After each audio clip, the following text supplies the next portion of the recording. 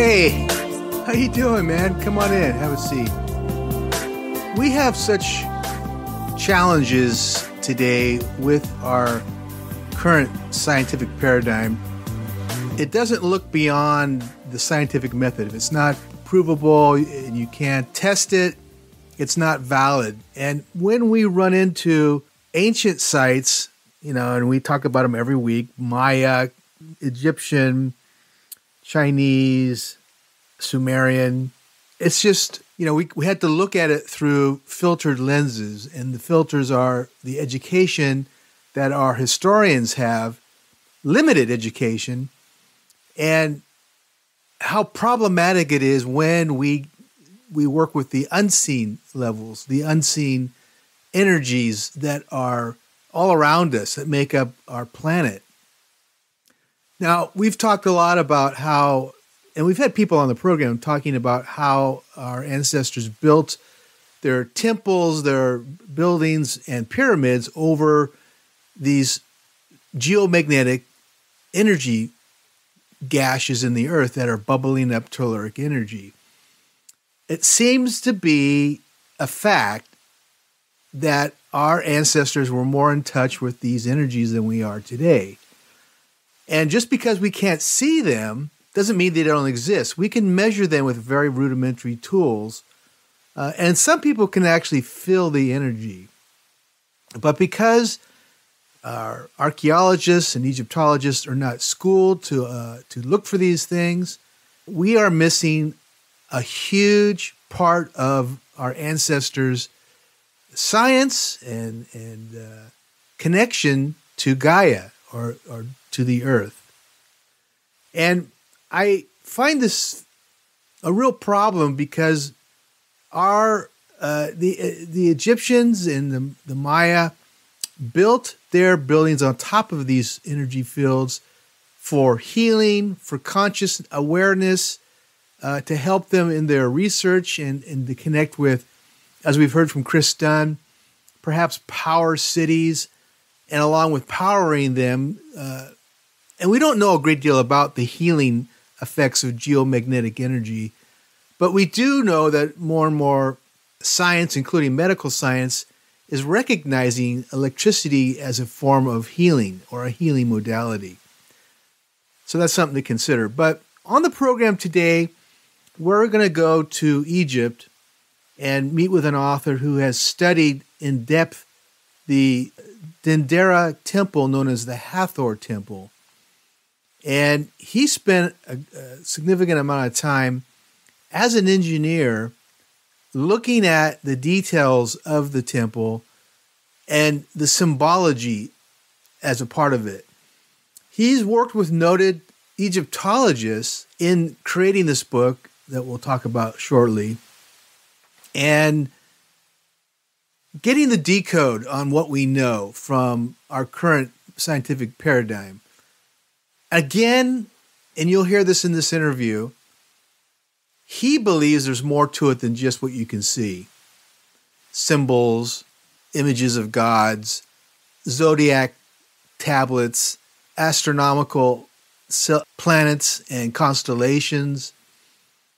They understood the subtle energies. The Egyptians, pre-dynastic Egyptian and the dynastic, understood how these planets affect us. And this is what's really coming to bear and why we need to pay more attention, because not understanding astronomy and astrology as two sciences that were really integrative parts of our previous epoch, the people that lived on the planet, by not recognizing their influences on us, we are blind, deaf, and dumb because these energies, and I might be able to speak a little more to this than others because I have trained in the Japanese Tibetan technique of Reiki, where you are anointed and you're connecting with this universal, they call it universal life force energy. And it's for healing, both others and yourself. I might be plugged in a little better than most, but if our academics, if our colleges, if people who are educated in history could present these details of telluric energy, geomagnetic energy, whatever our ancestors called it, and clarify it, I think we would have a huge heads up on being in harmony with our environment. That's the Earth, that's the cosmos, and the influence of other planets on us. And I think we would be better off. I think we'd be more I think we'd have less disease. I think we'd have less confusion and depression, because we're just running in circles with our current environment. You know, we're stuck on the TV set. We're stuck looking at TikTok on our phones. We're stuck looking at streaming media. And very few of us are taking time to connect with nature, to take walks, hikes, getaways. I mean, I know friends who think that going on a cruise ship is a form of vacation. And they'll cruise from San Diego to Mexico, get out, visit the town, then get back on the boat.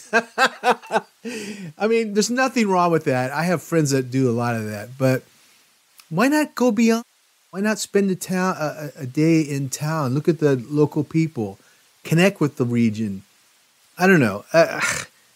Everybody has their choice to do what they want to do, but we're really, really missing out on the subtleties of our planet, of our ancestors, of the people who have been here for thousands of years before we were. So I want to play a short excerpt from my friend John Anthony West, who is a Egyptian scholar. And if you don't know who John Anthony West was, he wrote a book called Serpent in the Sky, where he talks about the of Egyptian society and how it translates into their buildings. And in this short talk, he presents a brief overview of Egyptian temple vibrations and their effects on physiology. So let's have a quick listen. But what this means actually is that in terms of the sacred science, understanding that it is vibration that produces matter finally, it is also vibration, of course, that produces the effect that art has upon us, all art. We know this best, or we understand it best in music. Everybody knows music is just vibration, and yet there's a tremendous difference between a Beethoven quartet, the Star-Spangled Banner, and the Rolling Stones. Each of these produce their own emotions, as it were, and they produce them solely through vibration. Well, it was Schiller, I thought it was Goethe, I made a mistake, but even I do. It was Schiller who said that, or who described architecture as frozen music. And this is not just poetically and metaphorically true, it's literally true, because architecture does in stone what music does in sound. In other words, it's visual vibrations that are affecting us, and we're inside the symphony, as it were, when we're in a sacred space, when we're in any space, as a matter of fact. We are being affected emotionally by the vibrational nature of that particular building. So when we go into an Egyptian temple, we are resonating to its harmonies and proportions and so on. And if the great sages of the past understood that each of the cosmic principles, which are the gods, as it were, the gods are not sort of strange animal-headed beings, they are the embodiments of cosmic principles. And those cosmic principles are all, in one way or another, inextricably related to certain numbers, interplay of numbers, which give rise to geometry, harmony, proportion, and measure. And when you know the secrets of the numbers, as it were, and the secrets of the principles, you are able to produce a building that will evoke within the emotional center of the beholder that particular principle. So even though we virtually lost that we've lost that knowledge effectively. This is what we're all busy trying to recoup. But when you go into a Hathor temple, you get a certain reaction to it. You're reacting to Hathor. When you go into a Horus temple, your reaction is very different. And it varies for different people. Some resonate to one more than another. But there's no mistaking the different emotional effects of these temples, just as there's no mistaking the difference between the emotional effect of a Bach cantata and a Led Zeppelin rock song. That they're very different from each other. And the reason that they're different is because of their constituent of their harmonies and the numbers that are involved with. John passed away, it's about 8-9 years ago, and left a legacy in his observation of this ancient Egyptian culture. And, you know, it's really fun to read his work and to listen to lectures. You can go to YouTube and listen to a John Anthony West lecture. And he recognized that we are not functioning as a society because we're disconnected. We're disconnected from the cosmos. We're disconnected from the earth. And this is not a recipe for wellness or harmony. Actually, also longevity, too, because we're just kind of living our life day to day. Wake up, go to sleep, go to work. Wake up, go to sleep, go to. You know, it's just not. It's not a lifestyle that's in harmony at all. And I think as he got older, he recognized this and wanted to transmit as much as he could on the previous civilization and how they managed to survive for thousands of years eloquently, and they also transmuted it into their sculptures, their pottery, their jewelry, their wonderful temples and buildings, and their society as a whole. We're still very curious because you can't get it all from the writing. There's not a hell of a lot of books or codices that are left. We have to kind of guess at it. But our historians do us a disservice in trying to explain away subtle energies and won't even go there. And it's the education center. It's the education that they receive. It's not necessarily their fault. To get a PhD, you have to follow books that are out of date by hundreds of years, and professors who need to keep their tenure, and so they can't go out. They can't think outside of the box for anything other than the standard jargon of ancient history. So, anyhow, we have a fun program today with my guest, Jose Maria Barbera, and this wonderful book that he's written called Dendera, Temple of Time, The Celestial Wisdom of Ancient Egypt.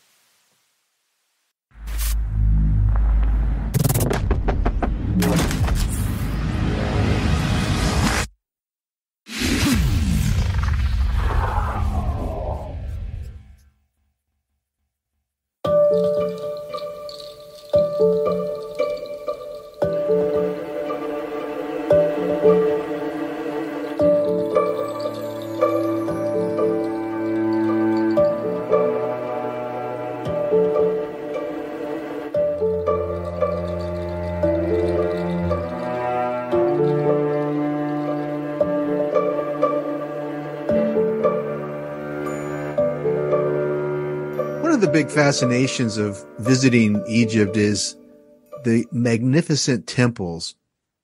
And I've been blessed to be able to see many of the known excavated temples that dot the landscape of Egypt. And every year we make a trip to Hathor in Dendera, not only to see the Hathor temple, the Isis temple that sits behind it, and also my favorite, the temple in front dedicated to the god Bes. And by the way, we're going to have somebody come on the program and talk about that temple because I think it's a hell of a lot older. And the other thing that's unique about these temples is they're megalithic. They're built with multiple ton blocks of granite and sandstone. How in the hell did they lift them? How did they move them around? And the elegance that these ancient Egyptians worked in, the artistic values are just off the charts. My guest today has written a fascinating book called Dendera, Temple of Time, The Celestial Wisdom of Ancient Egypt. And my guest is Jose Maria Barrera, who, would you believe, is a software engineer. He's an architect, and he's also a wonderful photographer. One of my favorite publishers has released this book, Inner Traditions. And I got to tell you, there's so much to like about this book, other than the beautiful photographs and detailed images. Jose has gone out of his way to do his best to explain the celestial astrology, astronomy, and the details that are embedded in this temple, which makes it so fascinating. It's one of these temples, and we're going to hear from Jose shortly. It's one of these temples that you can't go one time. You have to go multiple times. And even if you go, I've been there 4 times. Even if you go 4 times, there's still aspects of it that are left for discovery. So, Jose, welcome to Earth Ancients. It's such a pleasure to have you on the program. Well, the pleasure is all mine. Thank you so much for having me. When did you first go to Egypt and visit Dendera? That was probably like 8 years ago. I went for the first time to Egypt with my family, my 2 young daughters and my wife. And out of Egypt, the most favorite place that I found and the most incredible place is the Temple of Hathor at Dendera, and hence the book. What was it about I've been there. I know why it's so extraordinary in many, many ways, but what was it about it that led you to want to know more, and then the creation of this book? Because the book you wrote is dominated by the beautiful photography. By the way, the photographs are beautiful in this book. They're really wonderful, and you use very good equipment to take these photographs. But what is it about Hathor Temple that is so mysterious? Okay, so I think that the first thing before we talk about the Temple of Hathor, and this is in particular happens there, but in general, is that one of the first and most present feelings that you get when you go and travel to Egypt is you feel so tiny and so ignorant and so minute because of the sheer magnitude and the size of the monuments and the sophistication of them and the intricate art that is on the walls and the hieroglyphs. And you feel like you are in an alien land looking at alien things that they're obviously grandiose and incredible, but you don't understand. And there is this sense of mystery that is so captivating. And I think part of the allure of Egypt and why it's so popular among people and people want to go there is that sense of mystery that it creates. And it makes you feel tiny. It makes you feel small, just like when you're in the presence of the pyramids and those things are massive, you feel small. But not only there, but when you see these walls covers on wiggles and hieroglyphs that if you don't know what they are, they're like this alien language, you feel small again because you feel that the amount of knowledge that you have is so tiny. And there are so many mysteries that make these places incredibly attractive to me. And I love mysteries, but I hate mysteries at the same time because I feel desperate when I'm in the presence of a mystery because I'm very curious and I want to know. So that's one of the things that happens in Egypt.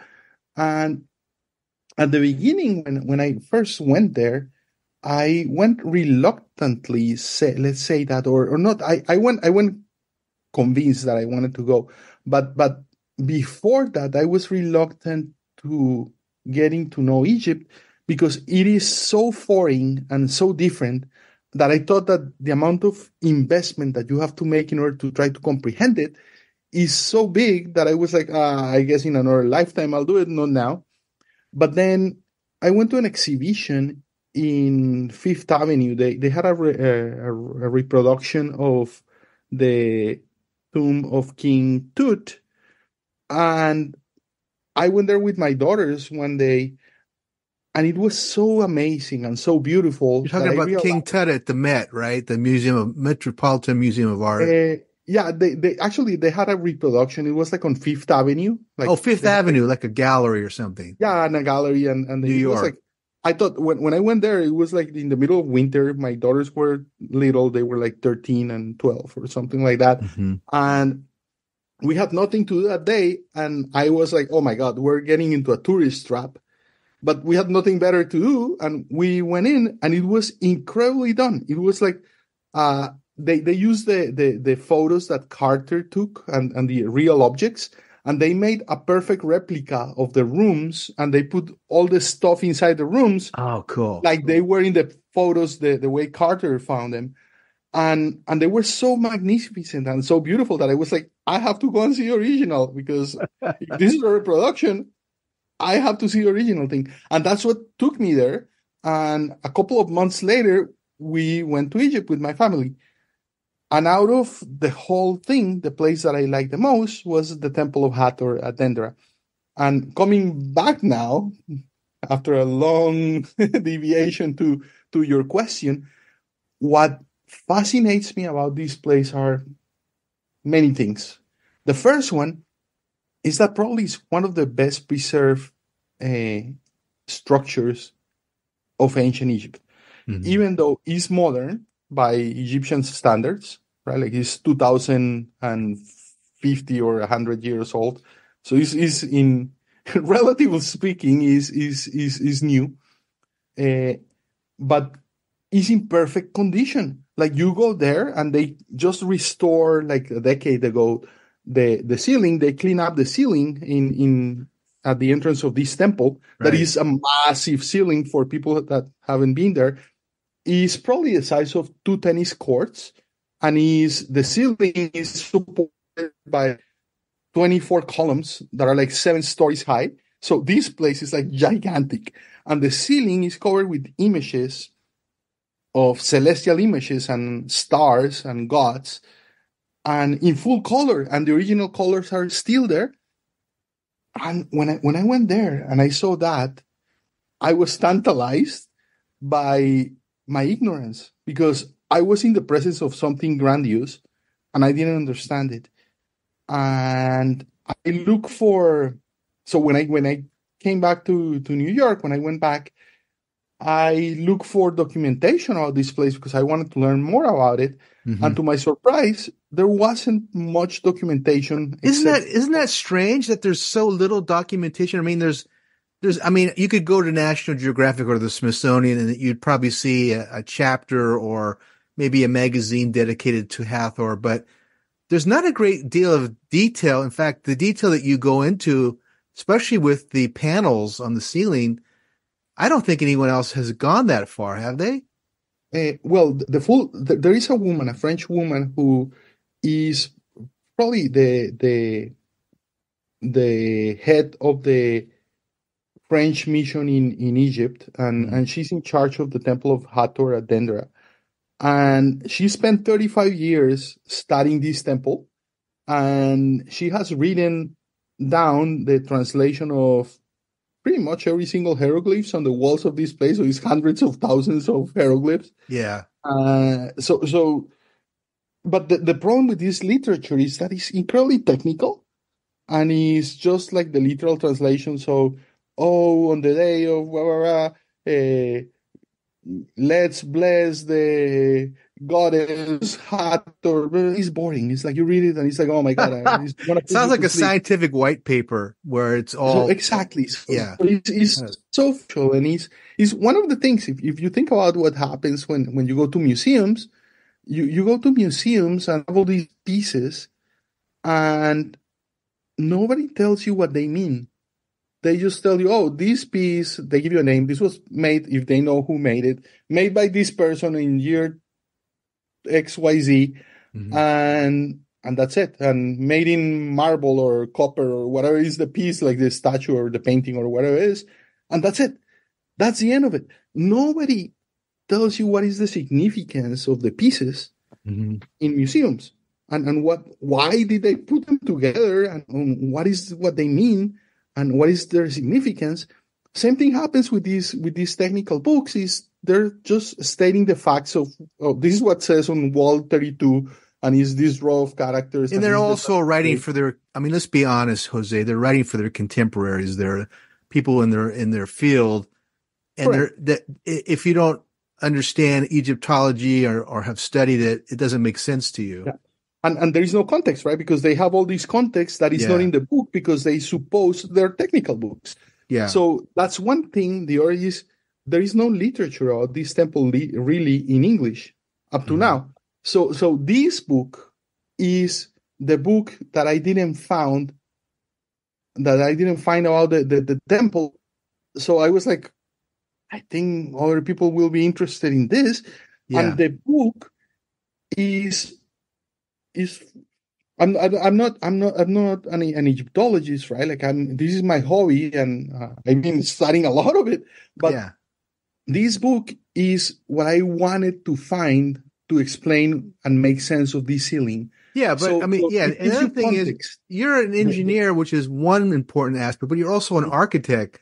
So you can see the megalithic stonework, number one, and be in awe of that. Also, in your book, let me clarify something. I'm an architect, but I'm a software architect. I'm not like a stone I'm sorry. Oh, there we go. So I can appreciate the working stone. Yes. Okay. Well, but you're an engineer, and so as an engineer, you can look at it and go, "Whoa, how did they do that?" Or, "Wow, they were working in heavy, heavy stones," and so forth. Let's talk a little bit about what we do know. In the book, you write that it's believed that the temple was dedicated in 2500 BC. It was probably a smaller version or fragments of what we see now, right? Right. So usually what happens is that they have these holy sites, and you can see that the Catholic Church was very, very used that. And it's when they found all temples of other traditions, they created and instituted like churches on top of them and built churches on top of them. Yeah. So you have these holy sites, and with time, what happens is that the places get out of use, and they use the stones to do something else, and so on. Right. And they build top on top on top on top on top. So there are different layers in these places, where just like what happens in like if you go to Rome and you go to churches, you're going to see that they're on top of Roman temples, for example. So the same thing happened in Egypt in this place. Hathor is one of the oldest deities of Egypt. Is pre-dynastic. Yeah, it's very old. The most ancient deities, and probably the most important female deity. And later on, all the allure of Hathor was mostly captured by Isis. But so Isis and Hathor became like almost the same, but Hathor was a really, really ancient and important goddess in ancient Egypt. So there are constructions underneath this temple, and they've been doing excavations, and they find things that are like dynastic, but 4,000 years older, things like that. Let me talk about that for a minute, because when we go there, every single time they've found a new crypt, which is these little rooms. We don't know what they were for. And that actual temple sits on top of an earlier temple, because there's places where the floor's been opened up and you can see what looks like the columns of another temple underneath. So and the thing is, I don't know of anybody who's doing ground penetrating radar, but I'd sure like to see it. What do you say about sitting a temple on top of a temple? Yeah, so they've been doing excavations there, and they have found basically ancient or more ancient constructions underneath the current temple. But that's the extent of it, right? And that happens in many places, by the way, in Egypt. Like, because as I mentioned, this temple is a late temple. Is at the time is the time of the Romans. So this temple was built in a big part by Cleopatra, and she was one of, like, who was the last pharaoh of Egypt. So what was her And contribution? You mean she added some of the coloring and figures? So her father started the construction of the temple. I think in the year 52 BC, I think, if I'm, or 54, I don't remember it. But he started the construction, and 2 years after he started the construction, he died. And Cleopatra continued the construction, and the temple was built in 30 years or 40 years, I think. So it was under the patronage of Cleopatra that the main structure of the temple was built. And these temples are built like onions. So they start from the inside out, and they start with the Holy of Holies, with the most internal room, and they start to build around, and they construct outside like an onion. Yeah. And so the main structure of the temple was finished, I think, in 32 years or something like that at the time of Cleopatra. What is the Holy of Holies section of that temple? Is it the close to the stairway to the observation deck, or is it all the structure of these temples is all these temples are built in the same way. They have the same architecture. So what is beautiful? So what you have is at the heart of the temple there is a small room that is dark, and is where they kept the Holy of Holies, the statue of the god or the goddess, the deity. So let me just stop you. Is that one of the crypts? That's no. It's in a room in the middle of the temple. Yeah. So let's go to a punching line at the end. This temple is a temple of fertility. And the temple, what it represents is the womb. Like the whole temple is the female reproductive organ. That's what the temple is. And so basically what you have, right, is, and you think about this, when the Pharaoh went into the temple, he's penetrating the temple basically. And they had these rituals of, like, basically taking the statue at the very center of the temple. They have a statue of the deity of the temple, in this case of the goddess Hathor, and they took the statue and they took it to the roof of the temple. There are 2 staircases on each side of the temple, and in the ceiling they consummated the union of Horus, of Edfu, which is the consort of Hathor, and Hathor. So they're enacting a sexual act where they're creating life, because this is a temple of fertility. So that's, and when you go there and you think about it, it's like the whole thing represents that. And interesting enough, churches are very similar. Like, you go to Vatican City, Vatican City is very, very similar. And this is, I never talk about this publicly with anyone, but this is a working theory that I have. And think about it. Have you been in the Vatican in St. Peter's? I've walked in the big center in front of the Vatican. So think about this, when you walk on St. Peter's Square. St. Peter's Square, yeah. And you're walking towards the St. Peter Cathedral, there is an obelisk that they took from Egypt, and it's right in the middle of the square there. Now, architecturally, if you look at St. Peter's dome, and you look at the obelisk, as you walk through the road that takes you to St. Peter, you're walking towards the obelisk, and behind you have the dome. So architecturally, what you're doing is you're aligning the obelisk with the dome. You're creating an intercourse as you're walking in, an architectural intercourse, because you're aligning these 2 things: the round dome and the obelisk. And as you walk in the in St. Peter's Cathedral, what you're gonna see is that in the dome, inside, as you start to walk in, the sun comes through the top of the dome, right?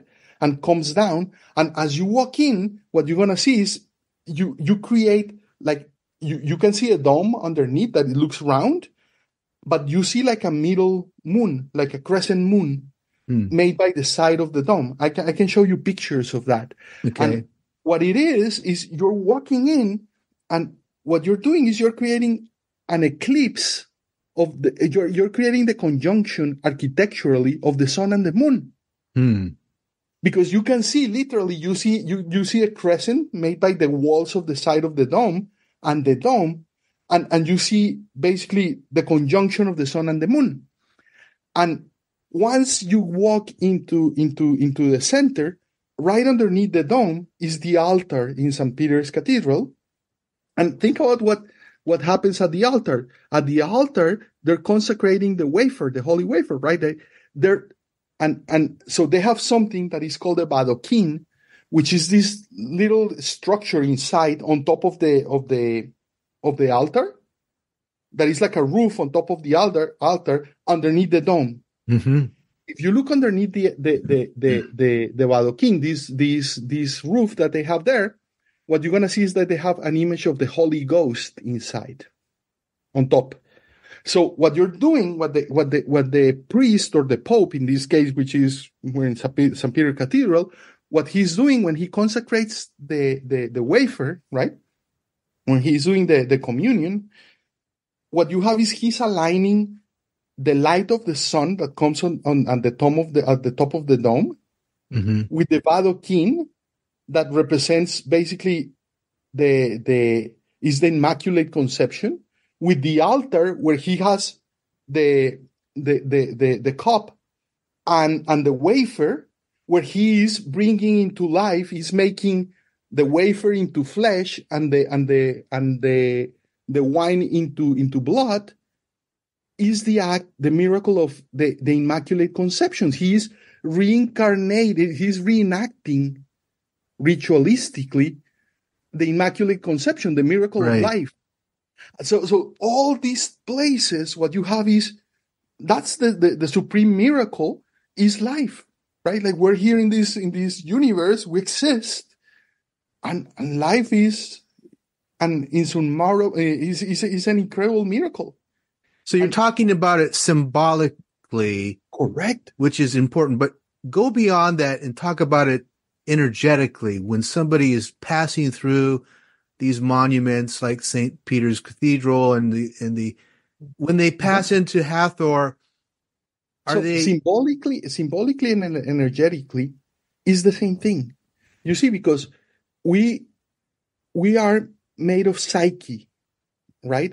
We are consciousness, and the world is not made of atoms and energy.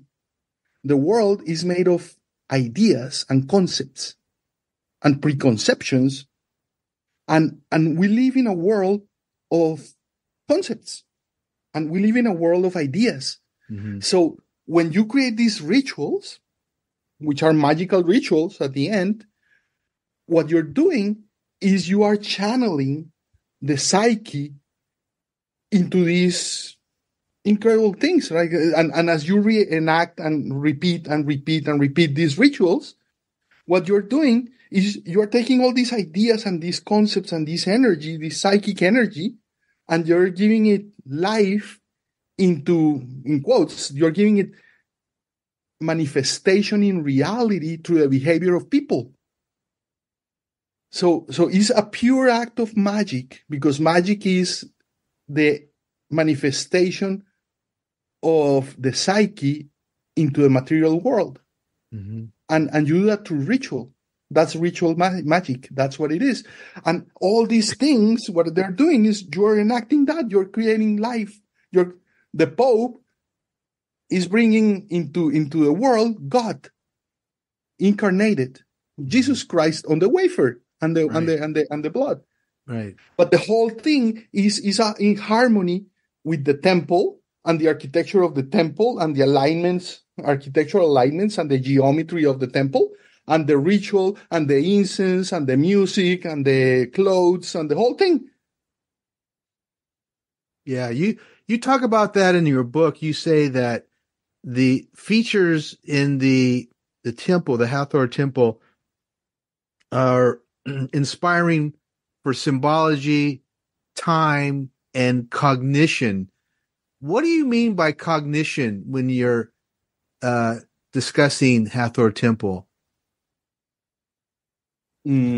I don't. I'm thinking of you. You just explained St. Peter's and you kind of opened it with the Hathor temple's construction and its multi-level beauty and elegance. But is there something about enhanced cognition when we pass through this wonderful temple? Absolutely. And I think one of the problems that we have today is that we have lost a lot of knowledge because of hyper-specialization.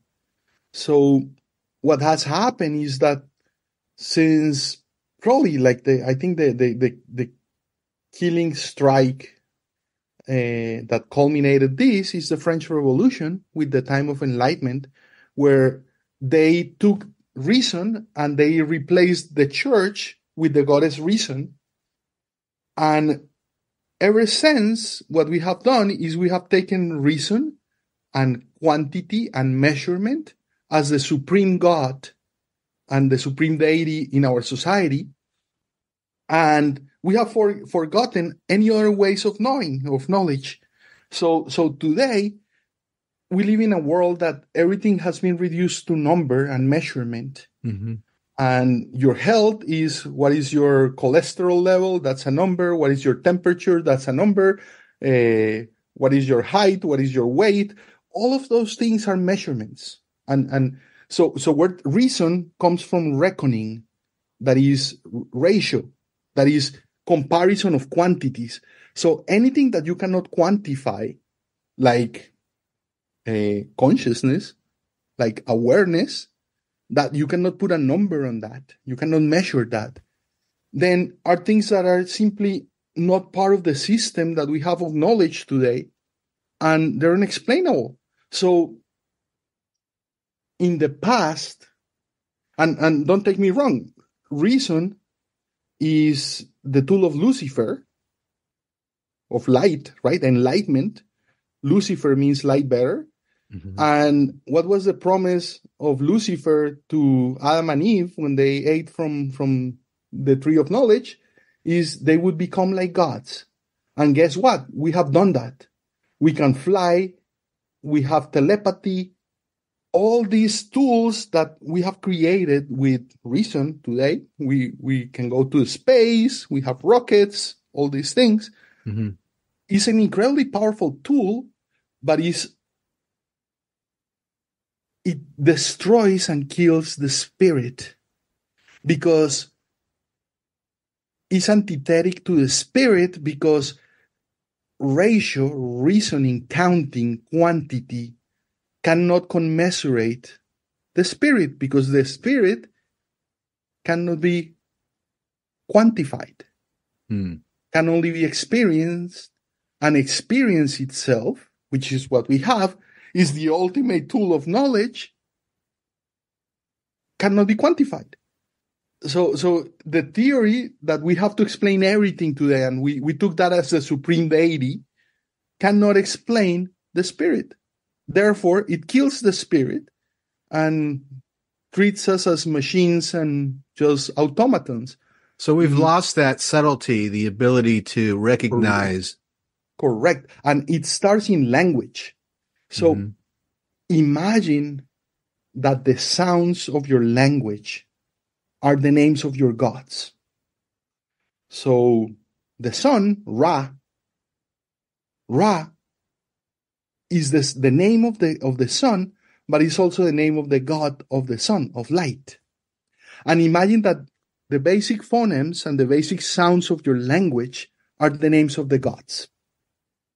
Then anything you name, I don't know, like you say a box or a house, then is composed by the sounds of the name of the house, but those are the names of the gods.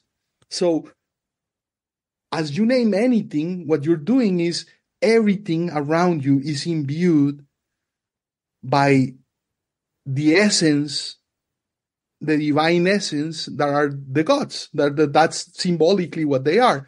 The fundamental principles of creation and reality. So when your sounds of your language, your phonemes are sacred, you live in a world comprised and made out of God or of deities. Because anything, when you name it, you are spelling the names of the gods that comprise that. So all of a sudden, you don't live in a materialistic world made of objects and utilitarian things. And no, anything that you can name is divine because it's created, is composed by the gods, because the name is the gods. Imagine that we live in a world like that. Imagine how meaningful it becomes all of a sudden. Mm-hmm. And think about because I think one of the most beautiful things about Egypt, and that's what happens when you have autochthonous cultures, is that the culture in Egypt, in ancient Egypt, can only happen at that place. When you look and you detail the hieroglyphs, and what you realize is they are the animals of the Nile. And they are the flowers of the Nile, and they're the utensils that they use in the day-to-day life. Mm-hmm. And they are the sacred writing. But it's beautiful because it's just like the dates that grow on the palms on the side of the Nile. The culture and is the fruit, just like the dates are. Yeah, the fruit from the. Yeah, I love that analogy. It's beautiful. And then, but imagine how meaningful it is, because the place where you are is what creates this culture, is full of meaning. Everything is meaningful, and it cannot be anywhere else but there. Now, we live in cultures, or we're the fruits of cultures that are not native, but they are cultures of war and conquering, so they're foreign to us. So my name is Jose, but to me, that's an abstraction. It's just like my name. It's a pointer. The word itself has no meaning. If you are native from somewhere like in India, or your name means something. Mm-hmm. Like your name is the divine God of the morning, or whatever it is, that's your name. That's who you are. We live in an abstraction because it was a culture imposed on us, and our language and these monotheistic religions are just religions of conquering and war, and they're abstract. They detach you from the spirit, and they're incredibly powerful at conquest, but they take you out of the flesh. Fascinating. And it's not harmonious. Interesting. Let's talk about the functionality of Hathor Temple. We know that people went there to worship the gods. We know that they were there for healing. There's a wonderful ceiling that has the zodiac on it. So astrology was very important. And also it was for sky watching, or astronomy, astrology and astronomy. And you talk about this in your book, what was the astronomical function of the temple? Do we know? I think so, yes. And I think that's the core of the book is that, right? Mm-hmm. So for a start, how much time do we have? You're fine. We're going to go as long as we need to. Okay, good. So let's start somewhere else for that. And is that the sense of time is very different from what we have today at what we was in antiquity. our time is linear and is ideologically linear, right? Like we come here and humans were expelled from at the fall of paradise. Yeah. And we come here, and then came Christ, the Redeemer, and then we die. And depending on our actions in this world, we're gonna spend the rest of the time in eternity in hell or heaven. But it's linear. It's like you have a start, right? And then the time goes as an arrow, and it has an end. That's it. Mm-hmm. The conception of time in these autochthonous ancient cultures was not linear. It was cyclical. And you could see the time as the rhythms, at the cadence of life. So, and you can all of a sudden, we measure time like days, and it's like Monday, Tuesday, Wednesday, and then it goes the first day of the year, the second, the third, 3,000 years later, whatever. Yeah. Time in Egypt and in other cultures was cyclical. It was comprised by different types of cycles. So the first obvious cycle is the cycle of the day and the night. So every day you can think that time restarts, right? And the way they represented this was the myth of Osiris and Isis. So Osiris dies every day and gets resurrected and goes back and forth. And the sun is born in the morning and dies in the afternoon at sunset. And time, and they came up, by the way, with the idea of having 24 hours during the day. But the difference on their hours is that because they're in a northern latitude, then the length of the day changes over time, right, over the year. But they measured the hours. Their hours were organic. They were not like equal amounts of time like we have them. But their day, the 12 hours of the day started at sunrise and ended at sunset. Mm-hmm. And the 12 hours of the night started at sunset and ended at sunrise. But they change in length. Because in winter, the night stretches, the hours were longer, the 12 hours of the night were longer, and the 12 hours of the day were shorter.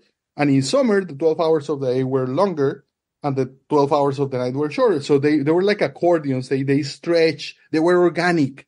Because what was important was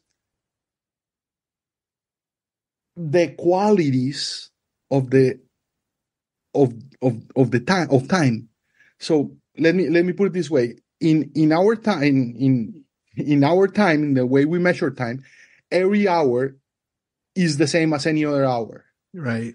But we know that time psychologically is very different. When we're having a good time, time goes very fast. When we're bored, time goes slowly.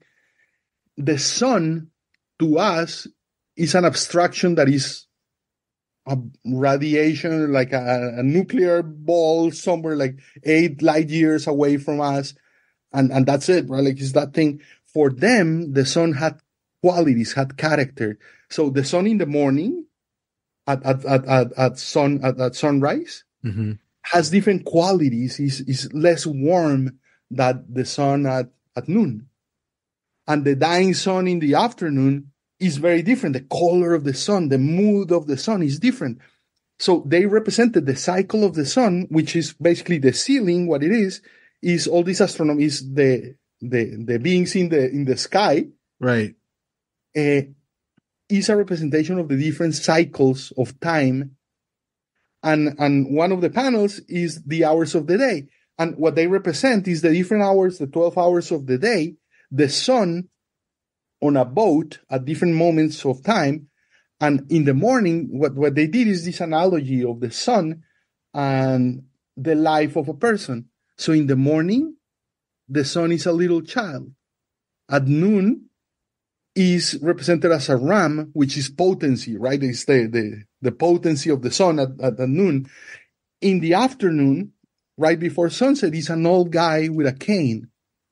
because the sun is weak at that time. Yeah. So all of the sudden you're qualifying, not quantifying the sun. You're giving it qualities. Okay. You're giving it flavor, taste, right? Yeah. It becomes organic. It becomes something that is not an abstraction, a number. Is your life. Sun is life. We're going to take a short commercial break to allow our sponsors to identify themselves, and we will return shortly with my guest today, Jose Maria Barrera, discussing his latest book, Dendera, The Temple of Time. We'll be right back. My guest today is Jose Maria Barrera. He is a photographer, but also a software engineer who has written a fabulous book called Dendera, Temple of Time, and he has chronicled the construction of this unusual temple and also photographed this magnificent celestial ceiling that is a snapshot of our cosmos. Let's talk about the Dendera calendar, which is up on the ceiling. It's the actual zodiac that Napoleon scientists took, and they have it in the Louvre, and then later they made a copy of it, and it's a big plastic roof ceiling, but it's still the same thing. Why do the Egyptians place such great emphasis on the zodiac along with astronomy? It's almost like they were two sciences that they worked with. Is there something that we have forgotten? Yeah, so I think this distinction that we have today, like astronomy and astrology, were the same thing. Yeah, like we have come to these nuances and differences, right? But before, there was one unified field of knowledge, mm-hmm. and it had different. So the main purpose of astronomy in general, or astrology, whatever you want to call it, is divination. Now, for practical purposes, Egypt depends on the flooding of the Nile River. Imagine Egypt. What Egypt is a desert with an oasis created by the Nile River, and it's a paradox. Is this paradoxical thing that is the harshest and driest place in the world, and all of a sudden you have the blessing of the water of the Nile and the minerals that come down Ethiopia on the Nile that create the most fertile land in the world.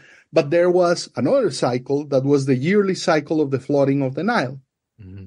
So for an agricultural society, and for the Egyptians in particular, determining when the flooding would happen was of existential importance, because all their culture depended on, and all their sustenance and everything depended on the flooding of the Nile. So it happens to be that the flooding of the Nile, it doesn't happen anymore because the Nile was dammed. But before the Nile, the flooding of the Nile is very regular. So what they found is that what else is regular? Well, the movement of the stars in the sky. So by observing, and this is why the temples were observatories, because by observing the stars, I can measure time during the year, and I can predict events of importance, of existential importance, not like in the horoscope of who am I going to be lucky today and I'm going to fall in love? Yes or no? No. Yeah. Not that kind of, this is existential importance. Is the Nile going to flood? Yes or no? And when is it going to flood? Because from that depends when I'm going to cultivate and I'm going to plant and I'm going to harvest. Like everything in my society revolves around that. Yeah. So the astronomer priests look at the sky for signs of the gods in the sky, the stars, that would predict with that when the Nile would flood.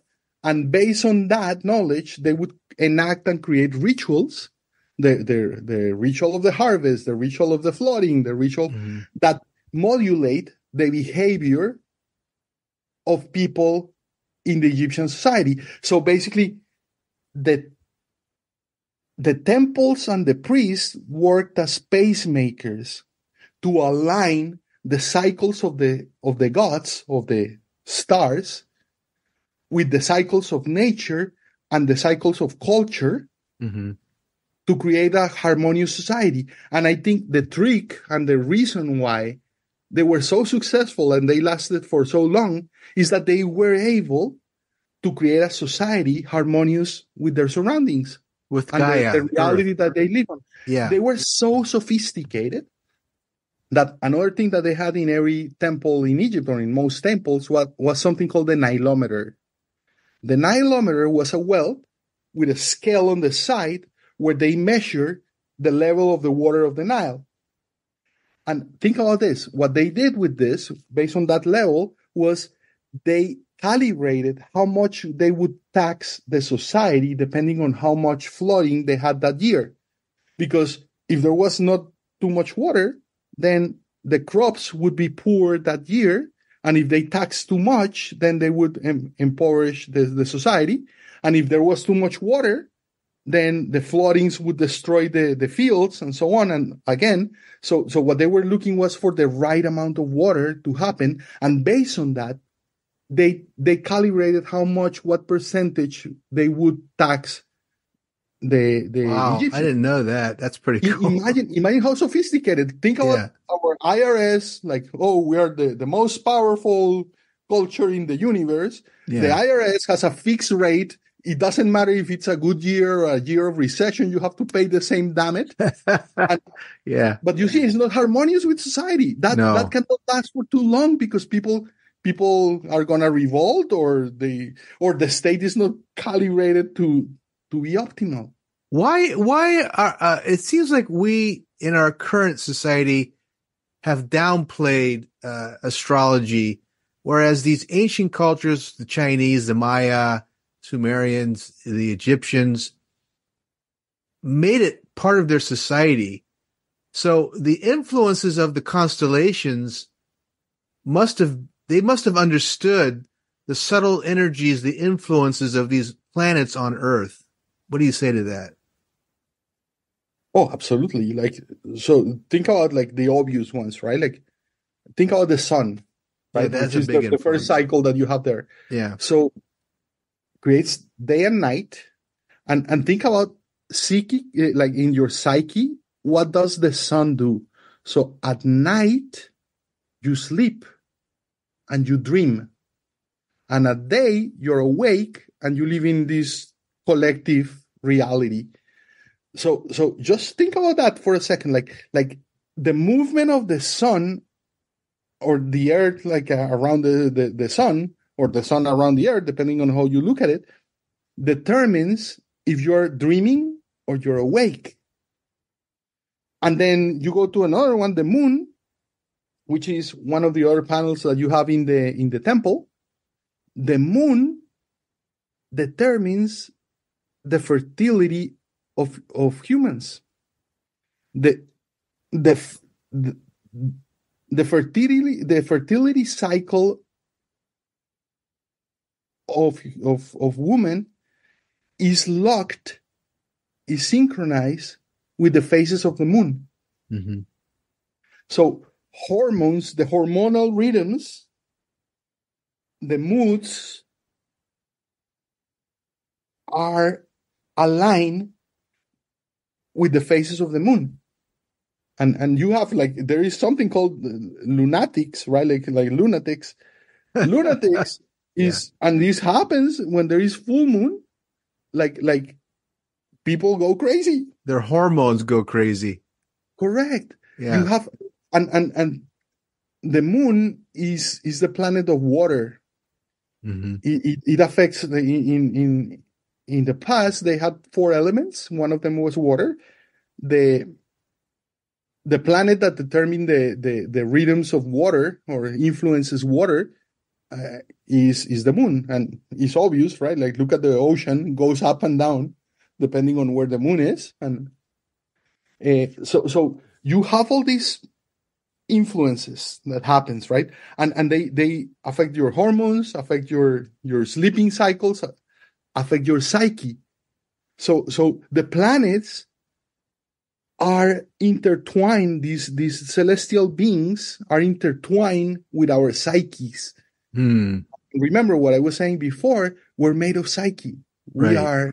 We are consciousness. We're spirit.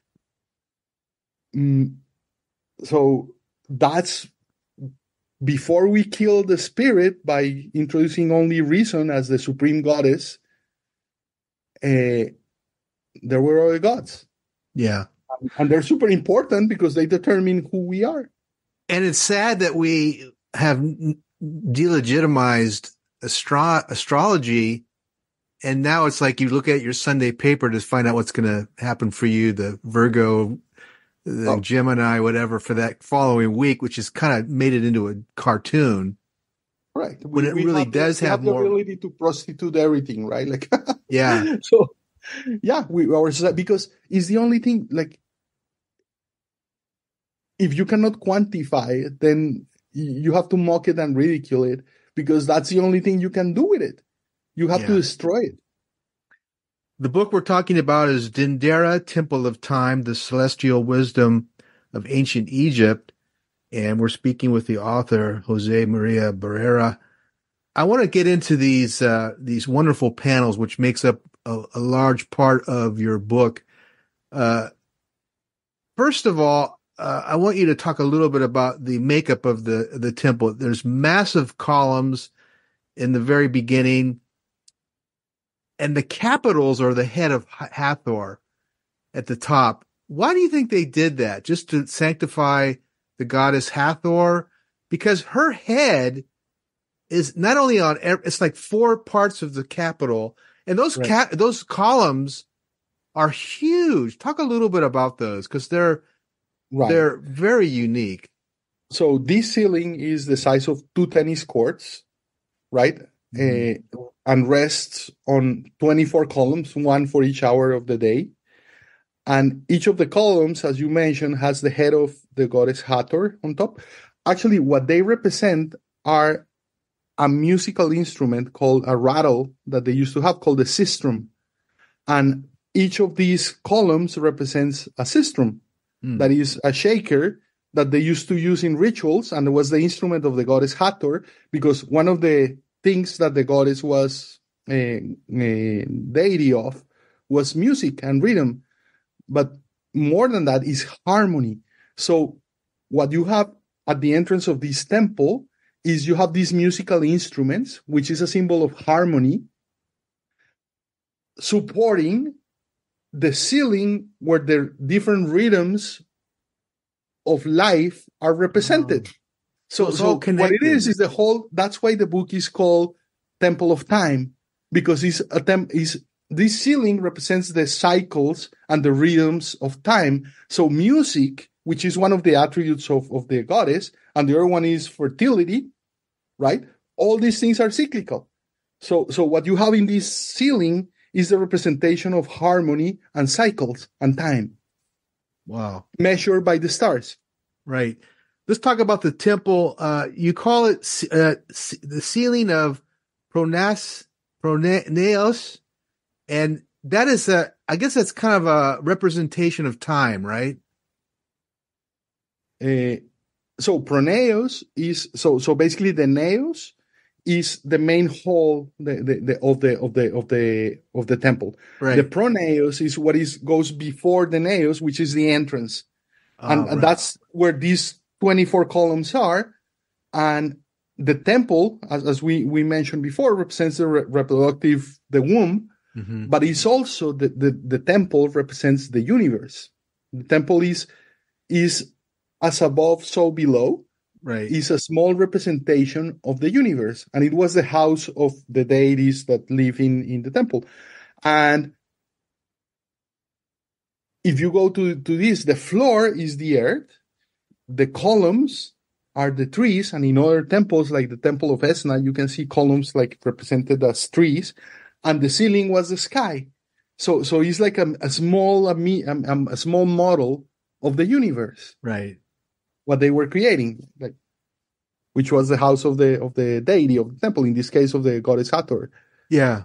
You mentioned in the book one of the reasons that the ceiling is so well preserved after thousands of years is the fact that it's so dry there. And also, didn't they have to dig out a portion of the temple because it was partially buried in sand? Correct. So in modern times, one of the first modern encounters of this temple with the Western world was at the invasion of Napoleon of Egypt at the turn of the 19th century. He went there when he was invading Egypt, and he brought all these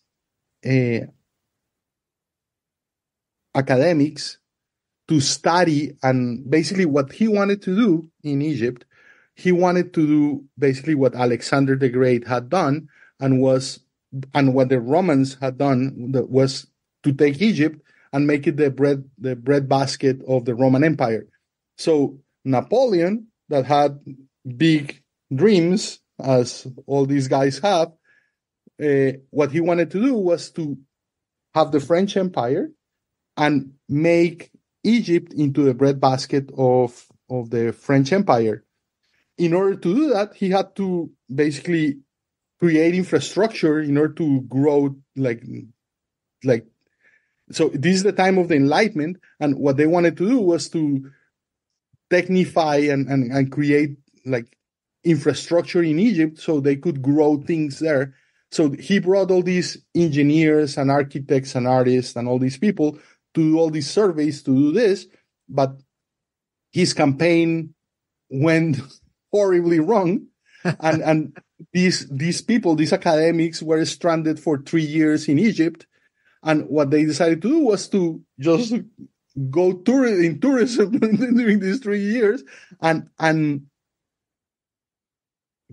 document everything that they saw, and that's the beginning of modern Egyptology, basically. Right. And when they came to this temple for the first time, the temple was covered up to like halfway through on sand, because the sand of the desert like blows all the time, and for 2,000 years that this temple had been abandoned, then it was halfway through covered in sand. Yeah.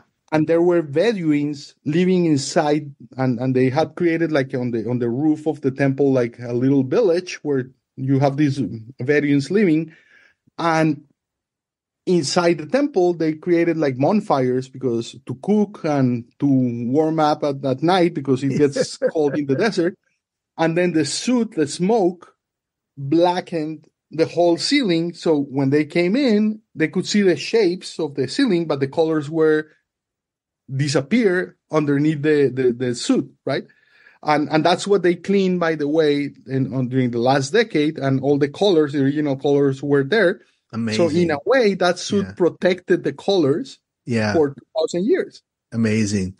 Let's pick a panel. Why don't you choose one or two that you are most impressed with and explain perhaps a cyclic panel that has sun cycles or something, just to give our listeners an idea of not only the complexity of these panels, but what they represent. Okay. So the ceiling is comprised by seven panels, a central one and 3 on each side, on the west side and on the east side. There are 3 and 3. The east side represents the day side, and the west side represents the night side. Also, the east side represents life, and the west side represents death. And if you go to Egypt, you're going to see that all the burials, like the burial places, like in the Valley of the Kings or the Valley of the Queens, is on the west side, because it's where the sun sets, where the sun dies. So it's allegorically, that's the side of death. And when the sun rises, is the side of birth, that is the east. And that's why it's east and west, day, night, and so on, right? It's just symbology and allegory.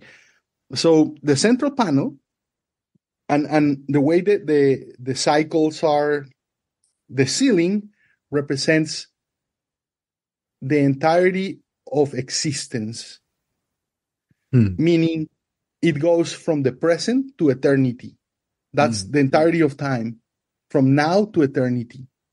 So the central panel that goes on top of the main axis of the temple is where you had all the traffic of the temple, because this is at the entrance. So all the traffic of people coming and going out, in and out, was underneath the central panel. Mm-hmm. This central panel represents the present. That was the panel of the pharaohs. The pharaohs were the incarnation of the gods. In particular, they were they were Horus incarnated. So this and the pharaoh is the nexus between this reality and divinity. And that's what the pharaoh was the God incarnated.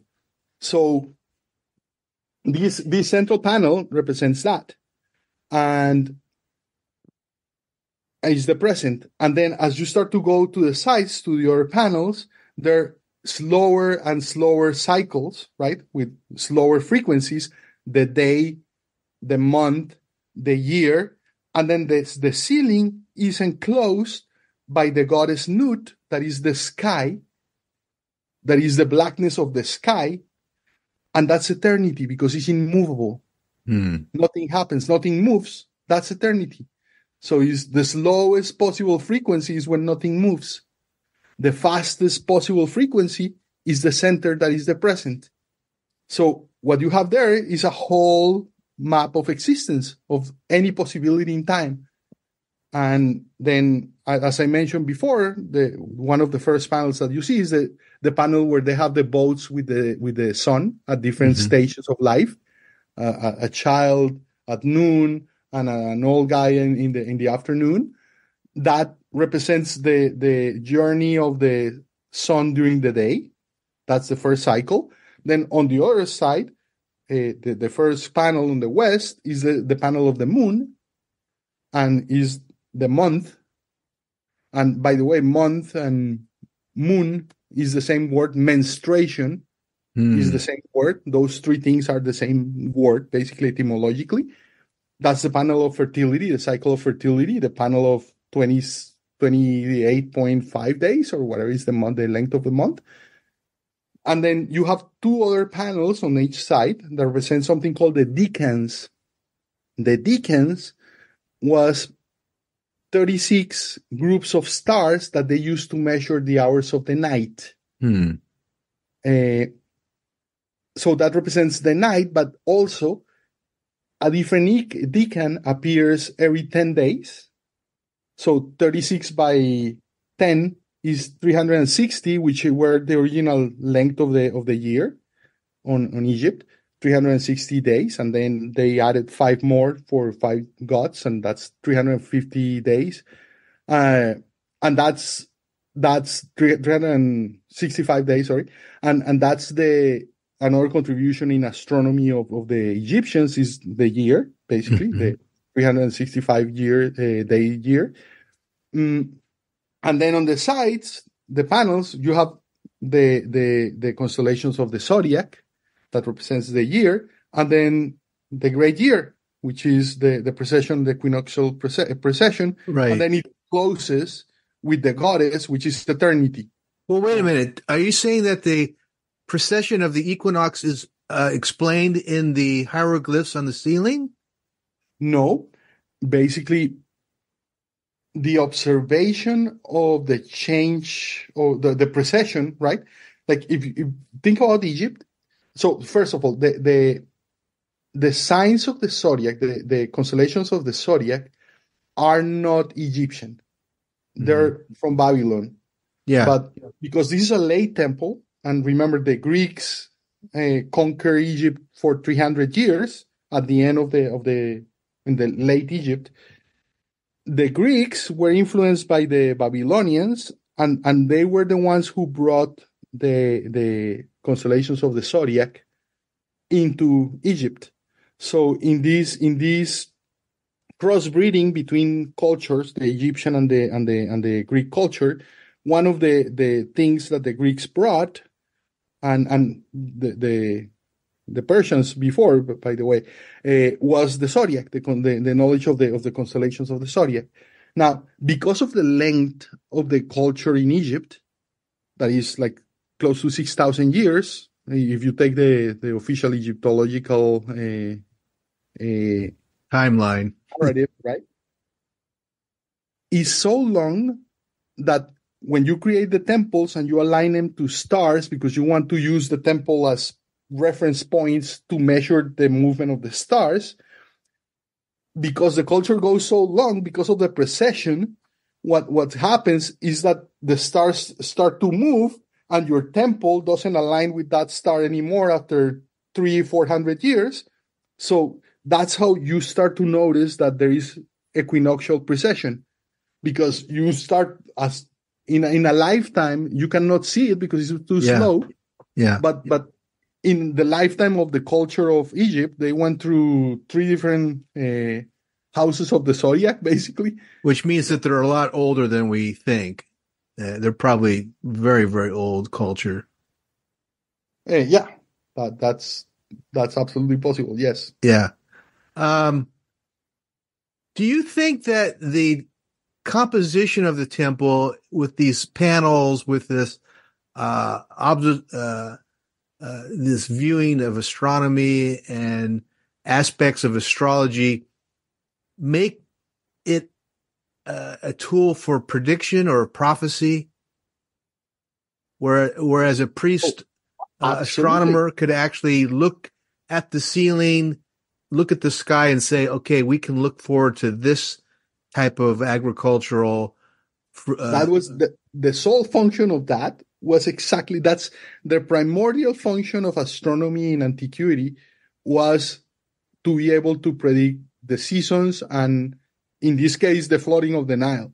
Mm-hmm. So all these monuments, Stonehenge, and when you start to look at the stars and you start to align things, measurement has to come with agriculture. An agricultural society requires of measurement of time, because you have to know the seasonality and the rhythms of your crops. So you have to start to measure things. So measurement is a prerequisite of an agricultural civilization. And the way you measure time, the natural clock, is the regular movement of the stars. So what's predictive? The predictive is the sun, is watching the planets and the constellations, and then as a observer priest, you can use the temple as kind of a calculator. Correct, because you are aligning you're aligning your temple to the stars, and you create calendars where you say, okay, the thing that looks like a scorpion is showing up now. Hence, we are in September or whatever, right? Mm-hmm. Now, the most important observation that they had was the star Sirius, the dog star, because that star, they found that it happened right before the flooding of the Nile. So that was the beginning of the Egyptian year, was the rising for the first time on the year of the star Sirius, the dog star, because that was the whole thing. Remember, was about the flooding of the Nile. They were obsessed by that. Yeah. They had to. Why is the paradigm of the current science so detached from this type of science? And when I say that, here we are talking about predictive aspects of the temple, encoding, high functionality, but almost on a metaphysical level. In today's terms, you don't hear Egyptologists talking about this type of thing. And to me, it's such a huge disconnection. It's almost like they're outside of the fundamentals of these people, looking in and kind of guessing at who they were. Where I hear you're talking more of an indigenous focal point of these temples. Right. I think it's a matter of perspective, right? Like, one thing is if you look at things from the outside in or the inside out. So if you go to museums and they have these dioramas of the science is the idea of you have this observer that is looking objectively at society or at reality.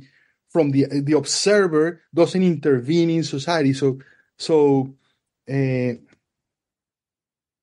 anthropologist goes to the primitives and sits down with his book and his Western clothes and takes notes on how these primitives worship the sun, right?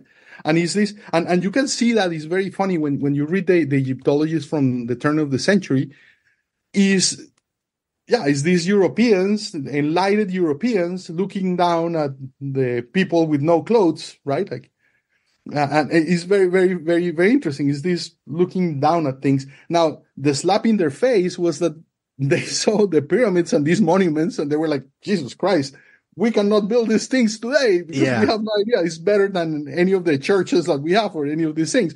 Yeah. So it's this paradox, right? And the fascination is that, right? Like at the end. But I think, like, remember, this is the product of colonialism, right? Like Egyptology is the conception. The conception is right in the middle of, like, the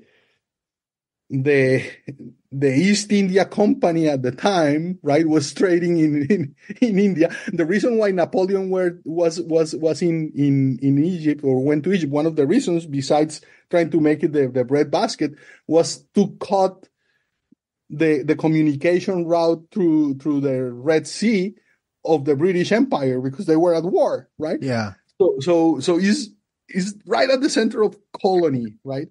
So that's the birth of Egyptology, right? And I think he's tainted with that because your book is so fun to read because you're explaining esoteric subject matter and you're talking about a lost science, basically, of combining astrology, astronomy, engineering, and earth fundamentals. And I'm talking about the gravitation and things like that. And when we read these academic books, they're just so dry, and they don't seem to want to combine the fundamental aspects of these cultures and their connection to these subtle energies that we're talking about, which is so much a part of their connection with Earth, Gaia, right. to understand. And the other thing is, we don't have a name for their science, but obviously their science and their lifestyle is Earth-based, right? It's Earth-centric. It's not detached. It's like, as the Earth and the heavens move, so do we as biological beings on the planet Earth. Right. Yeah, absolutely.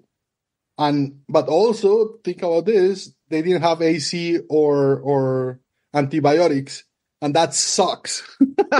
So yeah, it would have been tough back then. Yeah. Imagine no anesthetics, like having to bite a piece of wood in order to have an amputation.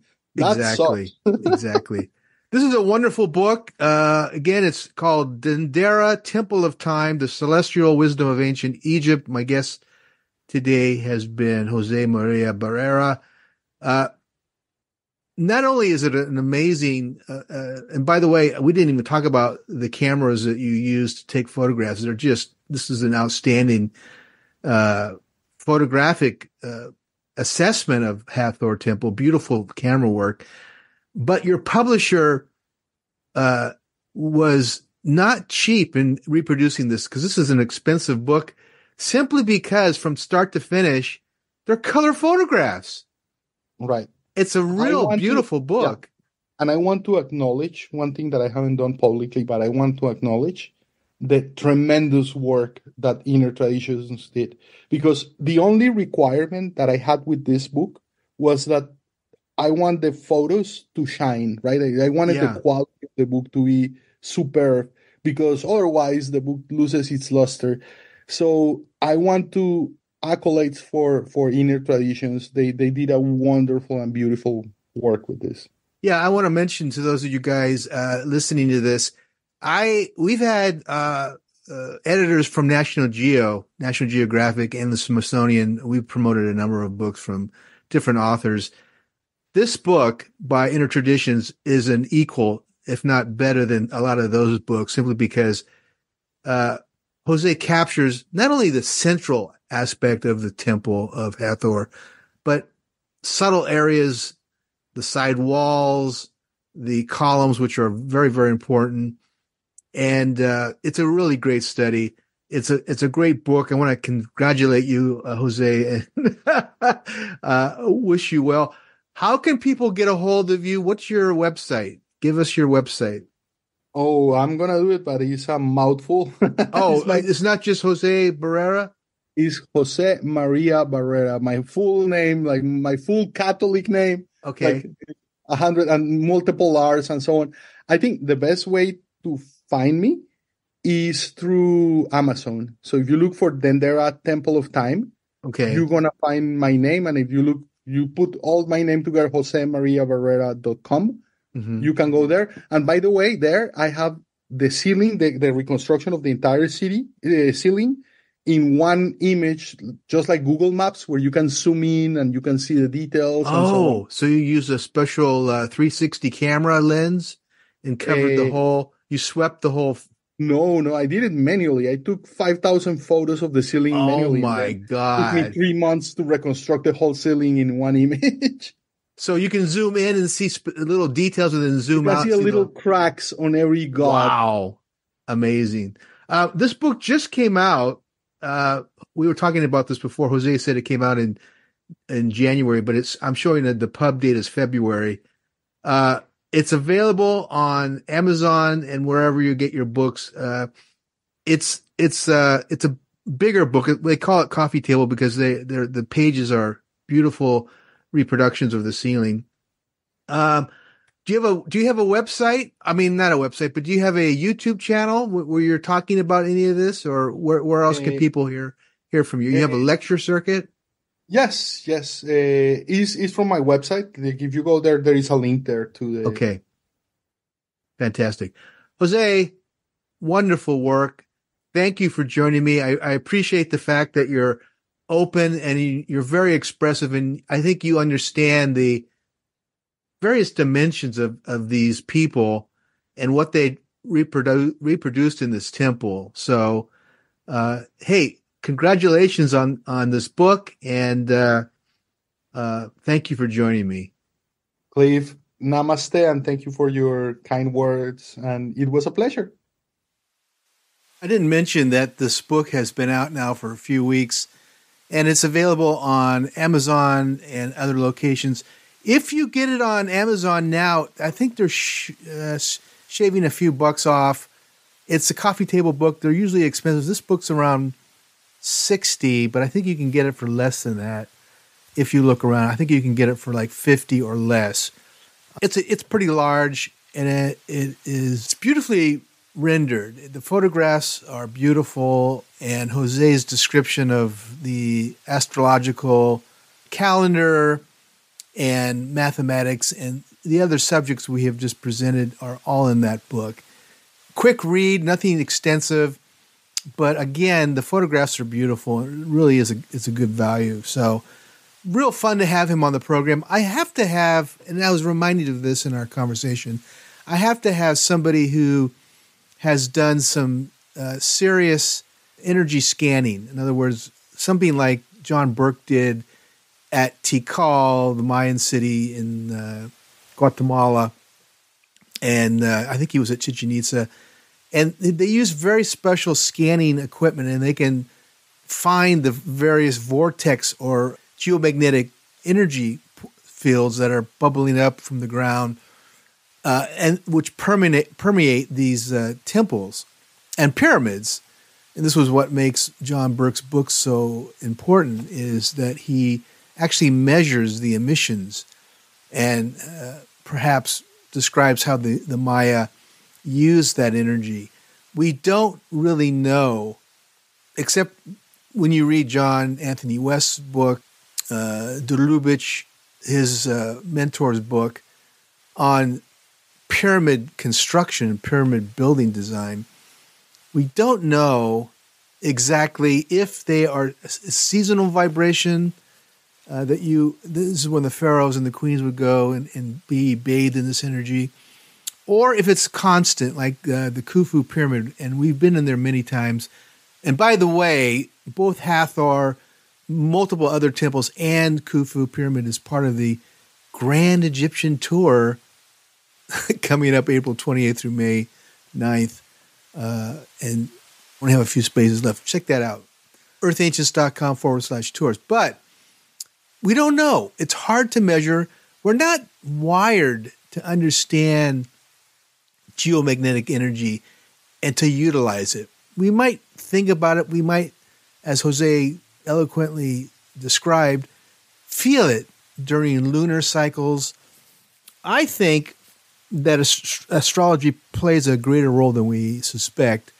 And when these tools come about that can measure human physiology and its connection to geomagnetic and other earth telluric energy fields, we'll pay more attention to it. I mean, really, to know that there are spots in different parts of the world and also at these ancient, in some places, sacred sites, people will go there in droves just to be in it. So this is important. So anyhow, good to have Jose on the program. And God, I love Hathor Temple. And I was serious too. When you go there, it's so overwhelming. What they have done is they've cleaned the ceiling, they've cleaned the columns, and the original color is exposed to everybody who can see it. It's beautiful. It's shades of blue. By the way, I will be posting photographs on the Facebook page. Go to Facebook, go to Earth Ancients, go to the group or the international page, and I have some ceiling photographs. I have a page from Jose's book where he has basically taken hundreds of photographs and reproduced them so that you can zero in on certain parts of it and see the details. It's really a classic beauty. It really is Hathor Temple. So much we didn't get into in this talk too. What about the crypts? Now, Eric von Däniken, and this is 30 years ago, went down into one of the crypts and found what he called the Dendera lamp.